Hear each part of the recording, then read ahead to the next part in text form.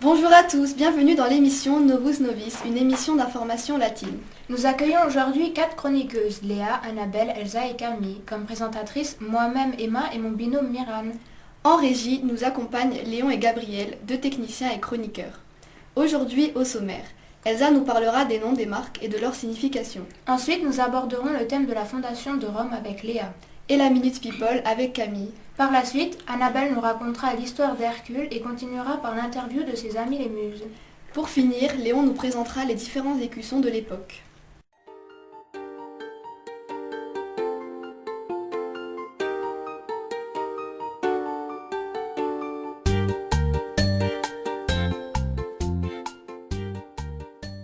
Connaissez-vous la marque ASICS ? Ce n'est pas seulement une marque de sport, c'est bien plus que ça. Nous te laissons la parole, Elsa. Salut tout le monde, on voit chaque jour des tonnes de publicités, mais d'où viennent leurs noms ? Prenons par exemple cette célèbre marque de sport ASICS. Ce nom n'a pas été choisi au hasard. ASICS est l'acronyme de l'expression latine Anima Sama Incorpore Sano. Vous vous demandez sûrement ce que signifie cette phrase.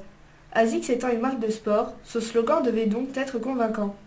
C'est pourquoi ils ont choisi Anima Sama Incorpore Sano, en français, un esprit sain dans un corps sain. Merci Elsa. Tiens, je viens d'y penser. L'année dernière, j'ai fait un voyage à Rome. Je me demande par qui et quand a été fondée Rome. Ça tombe bien, nous avons une spécialiste du sujet avec nous.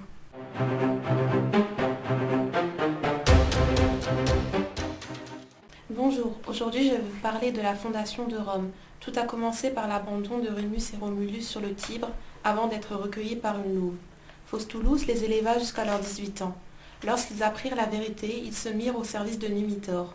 Ils décidèrent un peu plus tard de fonder une ville. Mais une question se pose, lequel régnera ? Ils décidèrent donc de prendre conseil auprès des dieux, qui ne leur donnèrent aucune réponse. Ils coupèrent donc la ville en deux pour qu'il n'y ait pas de jaloux. Jusqu'au jour où Rémus et Romulus se disputèrent et que Romulus tua son frère. Malgré la disparition tragique de son frère, il fonda Rome avec l'aide de Titus. Merci Léa pour ces informations. Basculons dès à présent dans le monde de la célébrité avec Camille, la Minute People.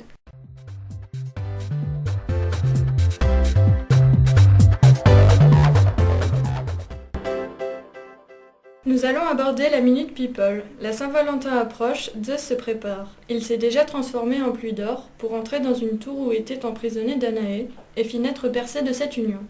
Il a aussi conquis Europe en se transformant en un beau taureau blanc. En devenant un cygne, il séduisit Léda avec qui il eut plusieurs enfants. Alors, en quoi va-t-il se transformer ?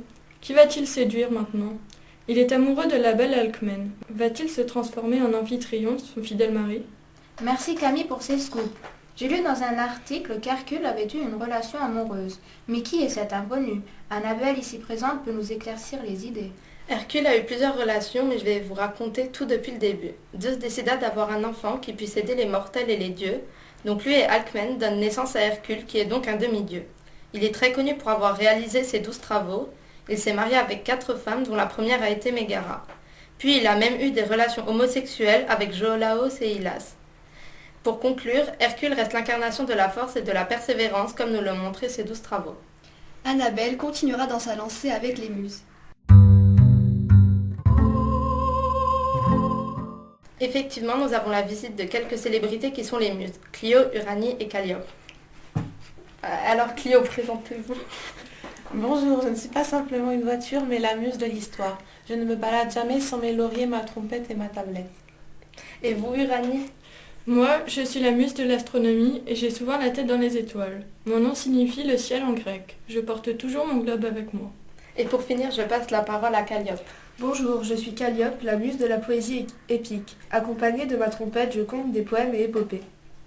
Merci pour ces merveilleuses interviews.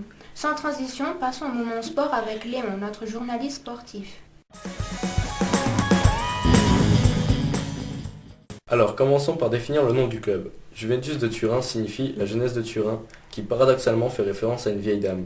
Juventus peut aussi se référer à la déesse Juventas, protectrice des enfants rentrant en l'âge adulte. Le club a aussi de multiples surnoms, comme Bioconeri, les Blancs et Noirs, la Vecchia Signora, la vieille dame, ou bien le Zébré, les Zèbres. La Juve est un des meilleurs clubs du monde, avec son palmarès impressionnant de 32 titres. Merci Léon. Conclusion. Eh bien, on peut dire que nous avons appris beaucoup de choses aujourd'hui grâce à nos chroniqueurs et chroniqueuses que je remercie surtout d'être venus.